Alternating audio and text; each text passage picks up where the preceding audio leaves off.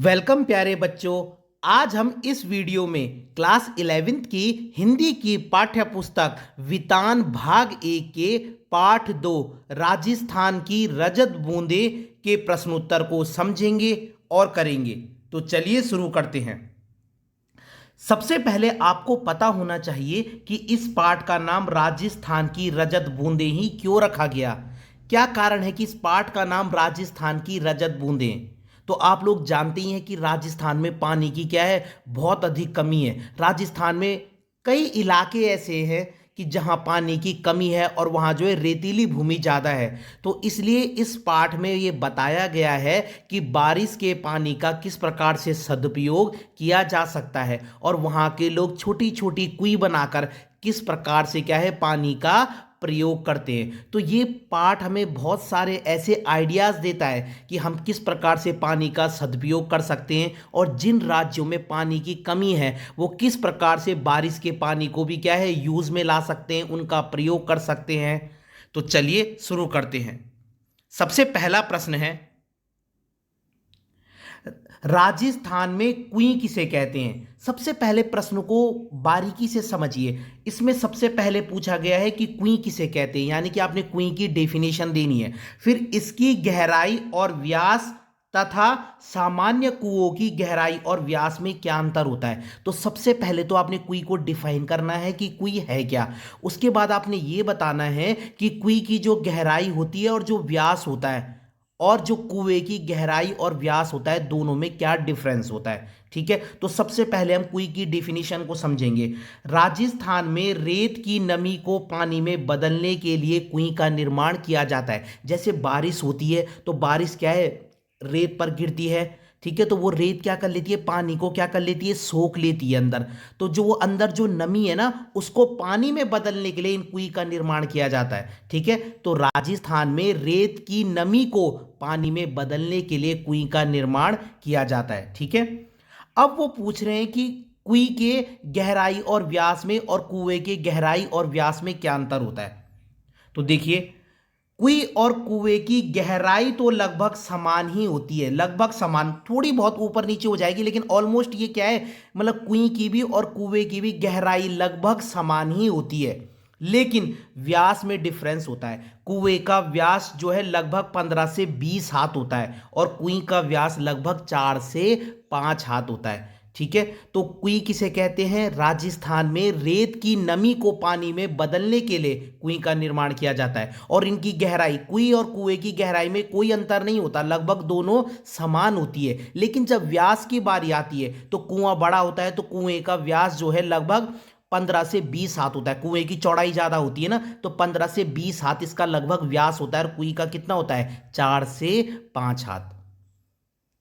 अगला प्रश्न है, दिनों दिन बढ़ती पानी की समस्या से निपटने में, मतलब आजकल आप लोग देख रहे होंगे कई राज्य ऐसे हैं जहां पानी की समस्या बढ़ती जा रही है। तो पानी की समस्या से निपटने में यह पाठ आपकी किस प्रकार से मदद कर सकता है। ठीक है, तथा देश के अन्य राज्यों में इसके लिए क्या क्या उपाय हो रहे हैं। वो कह रहे हैं कि ये जो पाठ है ना, जैसे जिन राज्यों में पानी की कमी है तो ये पाठ आपको कौन कौन से ऐसे आइडियाज देता है, कौन कौन से ऐसे सुझाव देता है कि आप उस पानी की शॉर्टेज को क्या कर सकते हैं, कम कर सकते हैं। और किन किन राज्यों में मतलब इनका लगभग क्या है, इस प्रकार से क्या है प्रयोग हो रहा है मतलब। तो देखिए, तो इसमें अभी दो क्वेश्चन पूछे।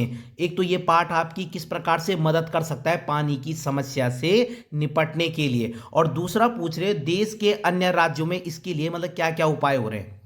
तो आप देखिए, सबसे पहले आप बता सकते हैं कि दिनों दिन पानी की समस्या बढ़ती जा रही है। यह पाठ हमें बताता है कि किस प्रकार हम पानी का सही ढंग से प्रयोग कर सकते हैं, वर्षा की एक एक बूंद का सही प्रयोग कर सकते हैं और उसे पीने योग्य बना सकते हैं। ये तो इसका आंसर हो गया कि किस प्रकार ये पाठ आपको क्या है, मतलब पानी की समस्या से निपटने के लिए उपाय देता है। तो आप इसमें यही लिख सकते हैं कि आजकल पानी की समस्या बढ़ती जा रही है, तो ये पाठ हमें बताता है कि किस प्रकार से हम बारिश के पानी का सही ढंग से प्रयोग कर सकते हैं, पानी की बचत कर सकते हैं। अब वो बोल रहे हैं कि कौन से ऐसे राज्य हैं, तो आप उसका लिख सकते हैं कि दक्षिण भारत के अनेक राज्य में जो है पानी को एकत्र किया जाता है। दक्षिण भारत में बहुत सारे ऐसे राज्य हैं जहाँ जलाशयों का निर्माण किया जाता है, वहाँ जो है बारिश के पानी को एकत्र किया जाता है। तो इसको आप बहुत ज़्यादा एक्सप्लेन नहीं करेंगे और ऐसे लिख सकते हैं कि दक्षिण भारत के अनेक राज्यों में भी पानी को एकत्र किया जाता है। अगला प्रश्न है, चेजारों के साथ गांव समाज के व्यवहार में पहले की तुलना में आज क्या फर्क आया। मतलब सबसे पहले समझिए चेजारो किसे कहते हैं। चेजारो और इनका दूसरा नाम है चेलवांजी।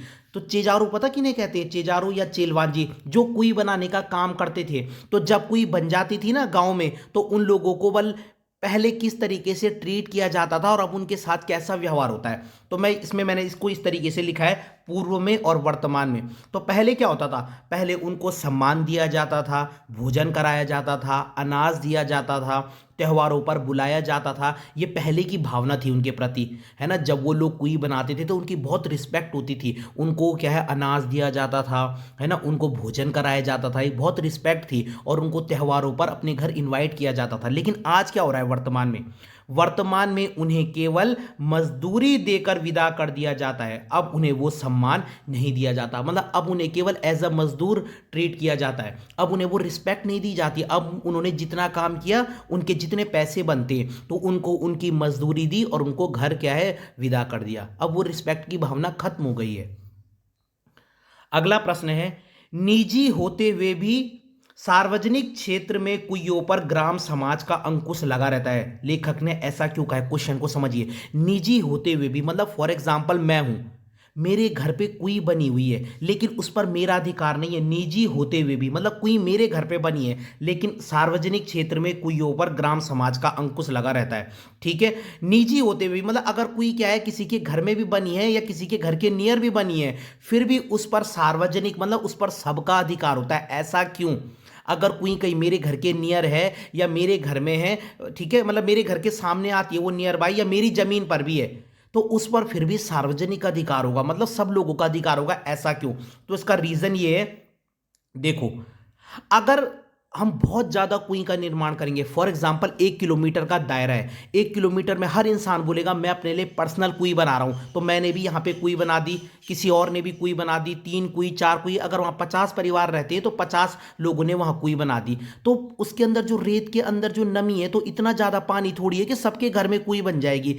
एक कुई में ऑलमोस्ट 3 से 4 घड़े पानी आता है, इतना पानी थोड़ी आता है कि बहुत ज्यादा। तो अगर बहुत ज्यादा कुई बनेंगी तो जो रेत के अंदर जो नमी है ना, उसका भी बंटवारा हो जाएगा।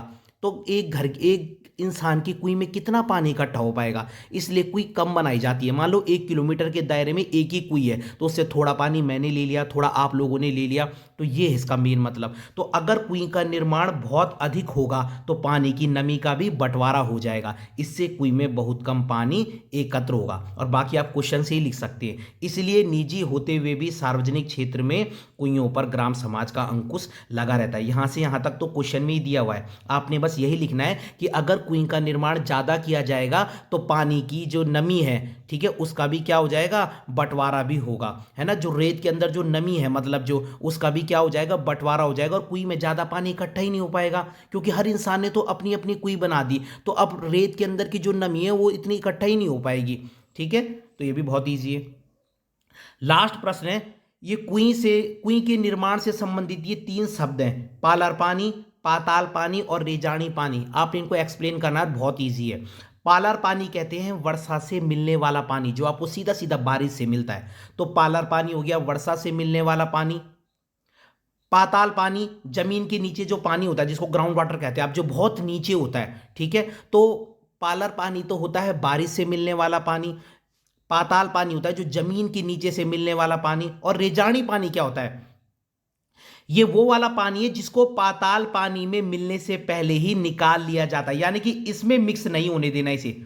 जो ये पानी है ना बहुत जमीन के नीचे, इस पानी को जो है इसमें मिक्स नहीं होने देना, इसको पहले ही निकाल देना है। अब आप बोलोगे सर कैसे, तो नीचे एक जो है खड़िया पट्टी की क्या होती है, लेयर होती है, ये लेयर है जैसे खड़िया पट्टी की। तो जो ये पानी जा रहा है ना, ये इसके ऊपर तक जाएगा ऐसे ऐसे करके, इसको यहां नहीं पहुंचने देना हमने, इस दायरे में नहीं पहुंचने देना, ठीक है। इसको इससे पहले ही इस पानी को क्या है, ये जो पानी है, इसको इससे पहले ही निकाल देना है। ये जो है ये खड़िया पट्टी की लेयर है, ठीक है। तो रेजाड़ी पानी क्या होता है, जिसको इसके नीचे पाताल पानी में मिलने से पहले ही निकाल लिया जाता है। तो अगर आपको वीडियो पसंद आई हो तो लाइक कीजिएगा, कमेंट कीजिएगा और चैनल को सब्सक्राइब जरूर कीजिएगा। धन्यवाद।